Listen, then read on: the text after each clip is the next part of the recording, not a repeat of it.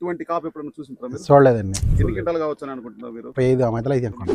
వాళ్ళైతే 40 దాటతాయి అని చెబుతున్నారు. ఒక్కొక్క తంతెగా చూడండి ఎన్ని కాయలు వస్తా ఉన్నాయో, అసలు ఎన్ని క్వింటాలు వస్తుందో. వారానికి ఒకసారి కొట్టారా, వారానికి 3 సార్లు కొట్టి మన మధ్యలో ఉన్నాయి, వాళ్ళే బాగున్నాయి. ఇంకా మామూలుగా వేరే కంపెనీ నాటారా? ఏరే కంపెనీ 1 ఎకరం వేసానండి.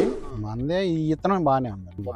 బొబ్బరా నల్లి 2 తగ్గింది. మాత్రం 35 తెచ్చేది అది మీ అంచనా? నా అంచనా అయితే 30. మూమెంట్ ఎనర్జీ, ఓకే మన best man, okay jump, okay. Cheese might. జనం అయితే ఒక్కొక్కళ్ళు 20 వేస్తారు, ఒక్కొక్కళ్ళు 15 వేస్తారు. పైకి పైకి వచ్చి సైజ్ ఏమైనా తేడా పడుతుందా? ఇది వేసుకోవచ్చా? ఠాగూర్ 3979 అనేటటువంటి సన్న రకం ఇప్పుడు దాకా డ్యామేజ్ లేకుండా వచ్చినాయండి. SC56 ఎంత నమ్మకంగా ఉంటుందో. టాప్ ఈల్డ్ 48 క్వింటాల్ చిల్లర.